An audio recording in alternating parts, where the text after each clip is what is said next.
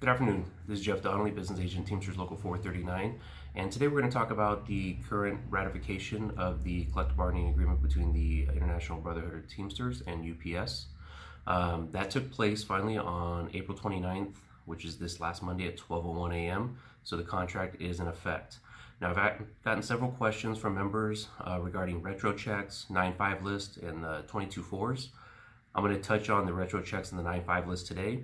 And in a separate video, we'll address the 22.4s because that's going to take a little more time. First of all, the retro checks will be calculated from August 1st of 2018 to April 28th of 2019, and it'll be for all compensable hours. So that includes hours worked, as well as paid sick time, paid vacation time, paid funeral leave, or any other calculated paid time.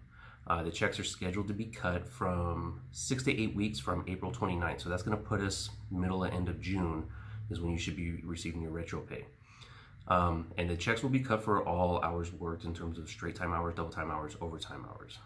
The amount of the retro pay is going to be dependent on the classification of the job that you did during those 9 months. So for example, if you were part-time for part of it and then you went full-time, that amount is going to be different than if you were strictly part-time the entire time or you're strictly full-time the entire time. It's going to be dependent on actually what you did during that time frame. In terms of getting on the 9.5 list, it's pretty simple now. It's much more streamlined than it was prior. Basic question is, how do I get on the list? Well, I will post a list in each facility in the middle of May and middle of December of each year, and this is what it'll look like. We are going to post this paper at the end of the video so you can get a closer look at it. And all you really have to do is sign your name to the list. I'll comprise a spreadsheet each year, and I give it to the company by January 5th and June 5th of each year, and then the list will be posted as of January 15th and June 15th.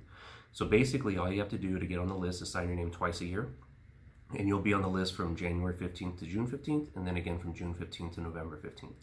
The 9.5 list is still not in effect from November 15th to January 15th because of peak season. The other question I get is, what happens if you're not on the list? Or if you are on the list and you want to be removed? It's pretty simple.